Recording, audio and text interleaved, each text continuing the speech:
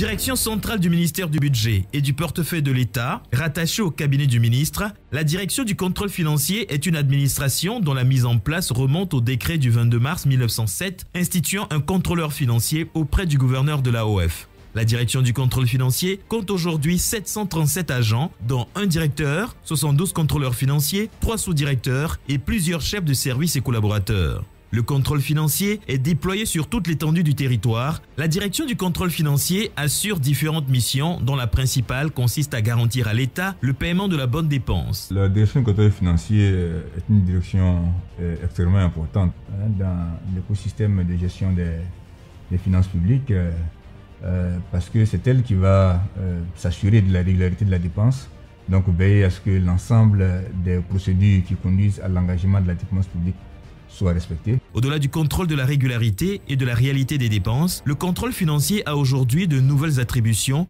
Avant l'exécution du budget, on va noter que le contrôleur financier intervient dans la phase de préparation et il intervient à la mise en place du budget. Pendant l'exécution du budget, le contrôleur financier va se rassurer d'abord du respect des textes parce que nous vérifions la régularité de toutes les dépenses qui sont engagées. Pour opérationnaliser son action dans le cadre de la réforme budgétaire, la direction du contrôle financier a entrepris d'importants travaux sur le contrôle interne et le contrôle de gestion pour lesquels il viendra en appui aux structures contrôlées. La préparation du contrôle des collectivités territoriales, des représentations à l'extérieur, le contrôle de la performance, de la disponibilité des matières, de la soutenabilité budgétaire, etc. Il convient également de noter la modernisation de l'action avec entre autres des outils informatiques innovants conçus pour la plupart par la direction du contrôle financier. Ces progrès significatifs améliorent nettement l'action de la direction. On travaille sur deux types d'outils. Le premier outil concerne l'action du contrôleur financier.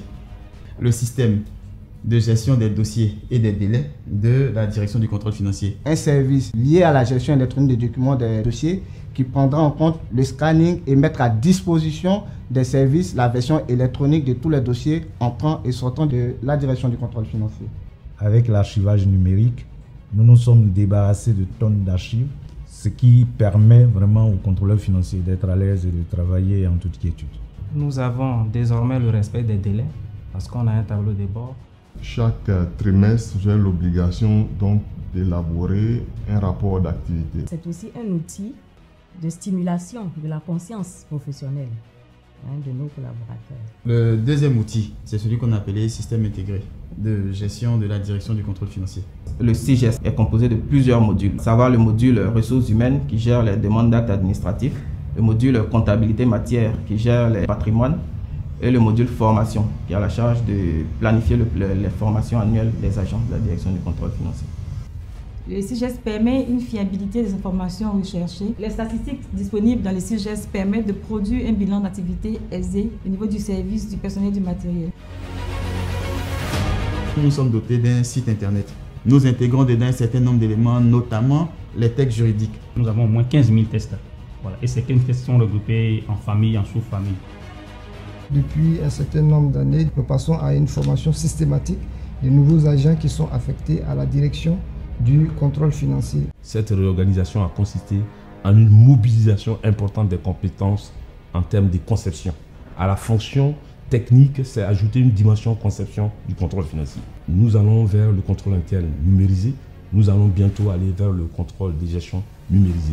Donc le premier défi déjà pour nous, c'est de continuer notre préparation, de sorte qu'en 2021, nous puissions pleinement jouer le rôle qui est le nôtre. Le second défi, c'est de pouvoir mettre en place l'outil que nous appelons système d'information décisionnelle du contrôleur financier.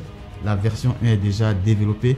Nous allons la tester, l'éprouver pour que jusqu'en début de gestion, je veux dire, cet outil-là soit opérationnel. Le premier message que nous adressons, c'est à l'attention de Monsieur le ministre du Budget du portefeuille de l'État, qui est le premier contrôleur financier. Ce que nous disons, c'est des mots de remerciement pour toutes les orientations qu'il nous donne dans le cadre de notre action. Nous adressons également un message aux autres acteurs de la dépense publique, notamment les ordonnateurs, les gestionnaires de crédit, les responsables de la fonction financière ministérielle. Ce que nous leur disons, c'est que le contrôleur financier, c'est un partenaire.